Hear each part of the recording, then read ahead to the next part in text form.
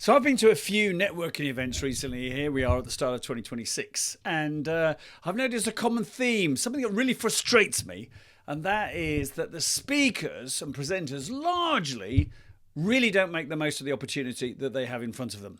Because often they don't prepare well enough, they don't practice well enough, and they underestimate what a brilliant opportunity this is. I really can't believe they don't take it seriously enough. So if you've got an opportunity to present at some sort of event, usually I mean a networking event, you might be a dozen people there, might be 50, 60 people there.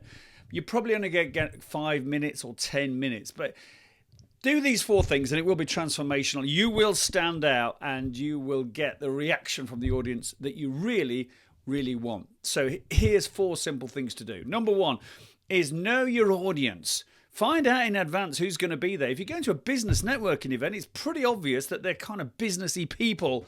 And usually networking events are attended by small businesses. Sometimes the old corporate suit turns up as well, but it's usually that. And then make sure when you know who your audience are going to be, that your presentation is for them, it's not for you. So it's relevant.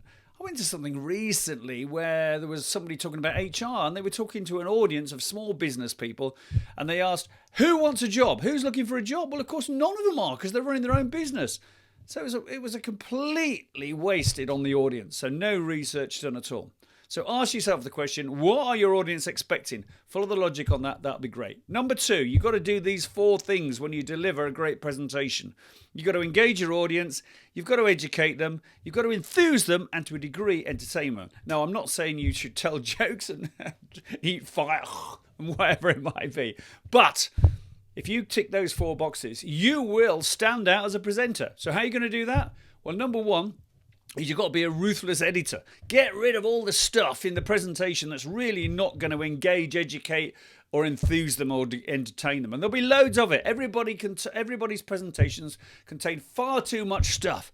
So to be a great presenter, it's not about what you put in, it's about what you leave out. So leave stuff out. Next thing is make it compelling, irresistible. So when I'm listening to you, I'm thinking, oh, what a great idea. That's really good. I need to go away and do that. And to entertain them, bring a bit of humour in it. But please, please, please do not say, oh, have you heard the one about the... we don't want any jokes in there, folks. But just let spontaneous, natural and self-deprecating humour is the best one. Now, number 3, and this is a problem at a lot of events for a lot of speakers, is the screen size. Because you all turn up, don't you? Got to put slides out there. Whoa, yeah, I've got loads of slides. And you don't often find yourself in this scenario where you've got 2 massive screens to entertain your audience. It's usually, this is what happens. So you've got a TV screen on a stand, and then, of course, as this fella's doing, you've put far too much stuff on it. He's now standing in front of the screen, so people to his left can't see anything except him. I mean, and this is what happens so often. So find out how big the screen's going to be, and then work with the screen and where the audience are going to be as well. Okay, you are more important than the screen. That's a key thing to remember. This presentation is about you. It's not about your screen. The screen is there as a bit of a prompt. Maybe for you, hopefully for your audience. So none of this, folks. No bloody slides with hundreds of words on or complicated diagrams. And then you're going to go and say, oh, can you all see this? And if you put loads of stuff on the screen, you'll end up talking to it. So here's a challenge for you.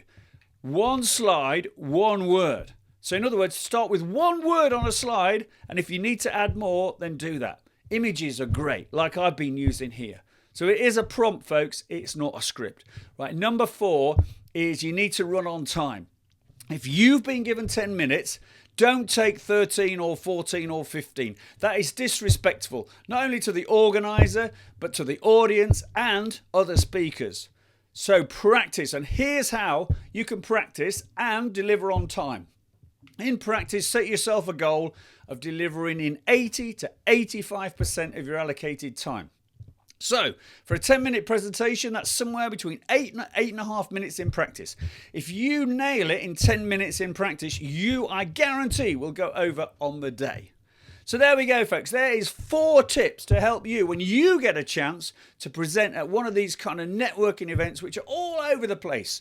Okay, and there's loads of opportunities there. Follow these 4 tips and it will be successful for you. But don't forget, when you do get a chance to present, enjoy it.